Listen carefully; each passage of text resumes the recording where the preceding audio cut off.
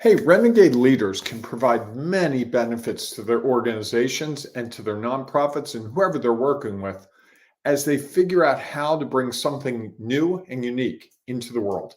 All that's coming up on today's Antidote. Stay tuned for today's Antidote, brought to you by the Renegade Success Network. Today's Antidote features a healthy dose of thought-provoking insights and information for business owners, entrepreneurs, leaders, and nonprofit professionals. Each day since March of 2020, this program has offered that one thing to help you continue on your own unique pathway to success. And now, Renegades, we bring you Bob Graham and Tom Brush. Hey, Tom. I guess I forgot to add myself to the stream. Good morning. Oh, now we're in the wrong place. This always confuses me. Don't do this, you'll throw me. There you go. All right. That was good. Power technology. Yes, indeed. That's what happens. That's what happens when I change the time on us at the last minute. You didn't have to tell anybody that.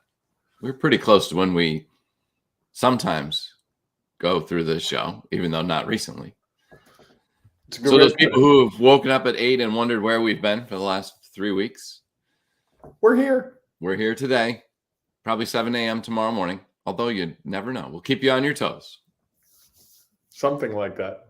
Yes, indeed. All right, Bob. So good morning, everyone. Welcome to today's Antidote, our daily broadcast and podcast.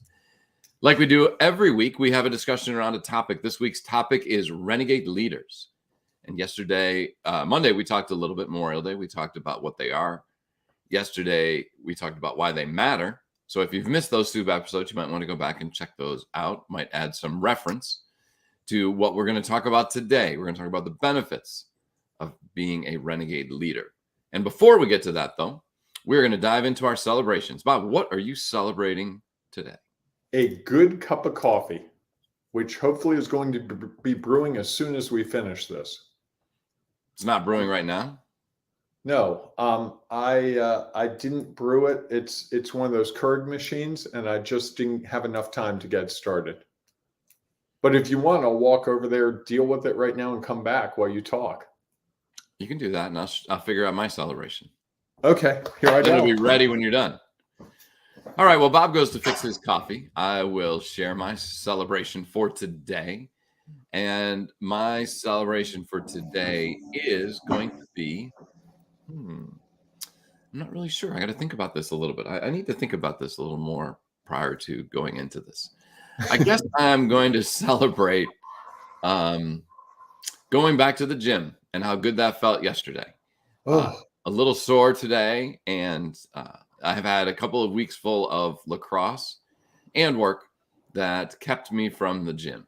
And so being able to get back was a great reminder of what a good workout will do, how you will feel, even though you'll be tired.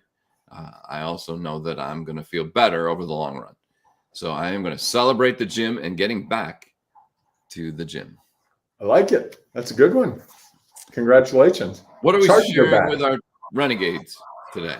How about let's read from the Renegade Way. Renegades look for the similar and dissimilar aspects in a series of situations. We pull out our magnifying glass, our formulas, and our theories. We open our laboratory seeing the cure to the situation at hand.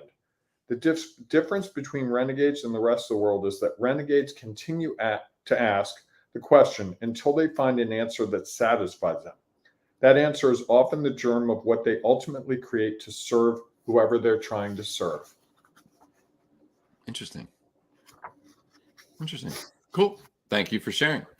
And I didn't use best or worst or any of those adjectives you don't like in that paragraph. That's the first one I think I've read where we haven't had a judgment-free paragraph. There was no right or wrong or any of that. Page 99 took me 98 and a half pages to get to it. Well, you never know. There might have been pages before you. I don't think you've checked them all, have you? No, I have not. Yes. And if people listen long enough, they'll just get the whole book. They'll just have to go back and be like, okay, this is page 99, page 97, clip them all together, and then you can have the whole audio book. Wow, you like I was that. just thinking that. That was funny. All right, excellent. So let's dive into our topic today, Bob. We're talking about renegade leaders, and we're going to talk about the benefits. Do you want to kick us off? Sure. So first, I wanted to define what a renegade leader is in my eyes again, because I think we have to start there because someone may have missed the last couple of days. A renegade leader is someone who may be in a position of being in charge of something or a group of people, or they may not be. But their goal when they're being a renegade leader is to find a solution to whatever challenge faces them. It could be something as simple as who's going to take the trash out, something as complicated as how do we create our production line so that the supply chain issues we're facing can be resolved, and everything in between. And I think the other thing I would say about renegade leaders is they collaborate with people more than probably average. How's that for a working definition? That's what's real for you. I like it. Okay. And I think the benefits of renegade leaders is that they push organizations in new directions. And I was thinking this morning about this, if you've ever had a balloon in your hands and you push it in one place, as it compresses in one area, it expands in other areas, and you still have the same amount of air inside it, but that air is moving in different places. And I think that's what a renegade leader brings to an organization or a team, is that ability to compress that air and spread it out in different ways. And those different ways often lead to novel, new, exciting, entertaining ideas that may or may not see the light of day ultimately, but at least they spark something. Just like if I push a balloon really hard in the middle, what it looks like after I put my fist into the middle of it is different than the shape of the balloon when I first looked at it. It's not good or bad, it's just different. And I think that visual to me, I knew you'd like that. That visual to me kind of talks about the situation, because if you think of the balloon, we have that typical, teardrop shape of a balloon. When you push it, suddenly it becomes flattened and it often gets wider. And I just think that's the way I see this in my head. And renegade leaders bring that to organizations in ways that without it, I think they often end up doing what they've always done. They don't face new challenges as differently as they could. And I think that's the ultimate benefit, is that renegade leaders take organizations, push organizations in new ways. What do you think about that? I agree with the fact that they push them in new ways. And I think the only word I might change in that is push. I think they allow organizations to consider new ways by sharing their knowledge, experience, and perspective, and seeing how that impacts what's happening. It's interesting, for a longest time, I had a boss who, whenever he would almost always answer a question with a question. And it drove me nuts, absolutely nuts. Because I was coming seeking answers or help. And he kept putting it back on me to consider, and I'm not sure he did this intentionally or not. And I think looking back on it now, it helped me come up with the answers that were real for me. And helped me to learn, even though it was painful at the time. It's like, I just want to know what to do here. He allowed me to be the leader of my team by coming up with the answers that were based on my knowledge, experience, and perspective. And while he might share some thoughts, he usually was asking me questions to start. And I think that, to me, ended up being really valuable. It's a lot of what we do as coaches is when people come to us with challenges, some people just tell them what to do. And I think that's your typical leader. I think the renegade leader asks them questions to help them discover the answers for themselves, and that allows them to go in various different directions. And I think that that's one of the real benefits is that renegade leaders aren't telling you what to do. That's why I changed that word push. Renegade leaders are helping you discover new things in different ways so that you're not stuck doing what we've always done, the same old, what everyone else is doing. We are finding ways to do new and different things that will take us in a different direction with the opportunity to have potentially different results. Or sometimes they go in the same direction. Sometimes they go in the same direction, correct? I think it's I Or would a similar also direction. Like Similar direction. Not, right. I would Right. offer Similar. that you can't go in the same direction because not everything is the same. So Right. it might be similar directions. The other way I look at it, as you were talking, was the whole idea of making stew. You put all the vegetables, you put some meat, you put the spices in, and I've made stew probably 20 times in my life. It never tastes exactly the same. You can't get it exact because the tomatoes are riper or the potatoes are different or something's always different. And because of that change, it's a unique experience. And I think if you look at teams that way and look at how organizations move forward, you really are talking about a unique experience. The people around the table at that moment come up with a solution, and that's the solution then. If the same group of people came up with a solution a week later, it might be a different solution. We just don't know. And I think that always, I'm always trying to make a really good pot of stew. And sometimes I achieve it. And sometimes yeah, I put too much garlic in it. What was I thinking? Or last time I did it, the onions were too big. Should have cut the onions more. I was just being lazy. But we have that in our teams. How do we take the ingredients of our teams to create something that represents what we're trying to do, that we would put out on the dinner table and say, this is our best work. This is what we've done here. This is how we see the solution to a problem in a way that we didn't think of if it were just me coming up with it or you. Well, and I think that it's always, every time we do something, it's a new experience. Mm-hmm. So the opportunity to have it be exactly the same, because you'll only make stew the first time once. Right. After that, you're making it again and again and again.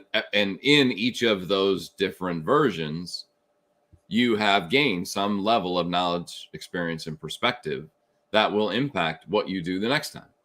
So now if you were to sit down and make it right now, you'd be like, okay, I need to cut the onions a little bit smaller. I want to have the best, most ripest tomatoes I can find.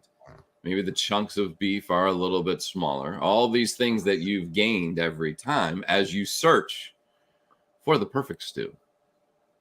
Oh, you said perfect. I didn't think that was coming out of your mouth. Did you hear the words before that? Yes. Search for. Not sure you will ever achieve it. Okay. So I guess we can let people stew on that a little bit while we go to our one thing. If they'd like. Not bad, It's huh? their choice. So what's your one thing this morning, Tom? My one thing, and I'll, as you were defining your renegade leader, I'll share a little bit of I'll try to do mine in a way, is I think the renegade leader is the one who is always willing to take the next step and question what we have always done, the status quo, and what everyone else is doing, and try to better understand how, given the knowledge, experience, and perspective of the team that they have in place, we're able to figure out what our next step is, and that it is going to be unique and different from everyone else. And the appreciation of that is, I think, what makes a renegade leader, the willingness to do that. And I think the benefit is that it understands the differences that each organization or each team or each person has, and allows for each of those people to become the best version of themselves.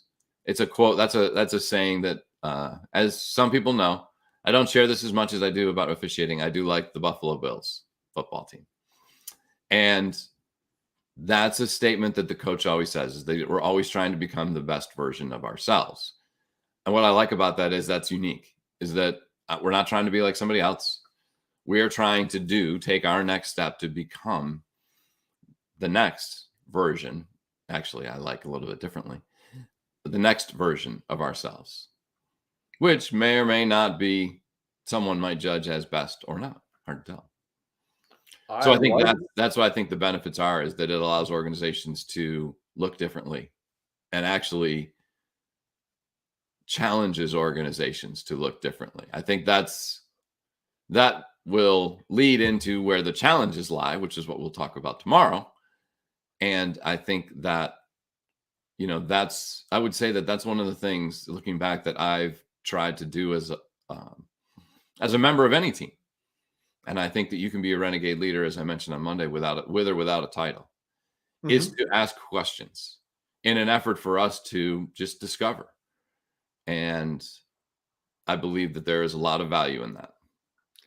Stephen Covey, in his 7 Habits of Highly Effective People, one is seek to understand. And I think that's what you're talking about here. The idea that you're trying to understand people's perspectives and then bring that together in a way that creates something that might not have been there if it was just your perspective or my perspective. Just like I think this program's an embodiment of that. This whole Renegade thing that we're doing is really about encouraging people to explore how they're unique and what they can bring to the table, whatever that table is. It doesn't matter. But that to me is what we're really talking about. The benefits being a renegade leader here are, I think it makes things a lot more fun. It also makes them a lot more interesting. I can't imagine being at a job where I would just do the same thing every day. I'm constantly looking for how can we improve this? How can we twist this? How can we change this? Why are we doing this, not this? And I think that in the right situation, because not every situation I've ever been in were they really excited to have that discussion. And some of it's timing. And we'll talk more about that with the challenges tomorrow, because I think there are times when renegade leaders, the challenges outweigh the benefits sometimes, if done a certain way. So I'll leave it there without going too far down the pike. Okay. Excellent. All right, everyone. If you have one thing you'd like to share, your antidote for today around renegade leaders and the benefits, please feel free to share it in the comments for whatever social media you happen to be watching us on today, whether that is Facebook, Instagram, Twitter, YouTube, or LinkedIn Live. Yes, LinkedIn Live. Because we know that it will add value to others who happen to be paying attention to this. And if you happen to be listening to our podcast, sorry, there unfortunately is no place in the podcast for you to comment. Unless, as Bob says, you could yell at the person in the car next to you or the person on the treadmill near you and share it with them. You may also go to our Ring of Renegades Facebook group, where we will be talking about renegade leaders all week. And the value that you add there will help someone else take their next step along their own unique pathway to success. So feel free to join us inside the Ring of Renegades. It's easy to do. Just go to Facebook, search for Ring of Renegades, and then ask to join and tell us why you're a renegade. And then you can become a part of our growing community. And if you're struggling or thinking about this idea of renegade leader and it's not quite settling with you, although there are some things about it that you find interesting, intriguing, the Renegade Success Network might be a great place for you to become a part of, where you can start to discover a little bit more about your own renegade leader. Because as we know, you are unique. And so your type of renegade leader is going to be a little different than anyone else's type. We can share more information about how the Renegade Success Network can help you achieve the goals that you have set and take your next step along your own unique pathway to success. Just send a message to Bob or I, and we would putting it in the comments. A nice little link. Excellent. And if you have questions about that, reach out to Bob or me. Sorry. And we'd be happy to share more information about the Renegade Success Network. All right. With that, everyone, thanks so much for being a part of our show today. We look forward to seeing you inside the Ring of Renegades Facebook group, or we'll see you tomorrow morning, 7 a.m. Eastern Time, for our next edition of today's Antidote. Have a great day, everyone. Hey, embrace the renegading you. Simple. Okay. All right, everyone, go out and make it a great day. We will see you soon. Thanks for listening to today's Antidote, powered by the Renegade Success Network. The Renegade Success Network helps you confidently create your own unique pathway to success. To learn more about the Renegade Success Network and how you can take your next step, follow us on Twitter, connect on LinkedIn, or join the Ring of Renegades Facebook group. For full details on how you can join our community, go to renegadesuccessnetwork.com. Embrace the renegade in you.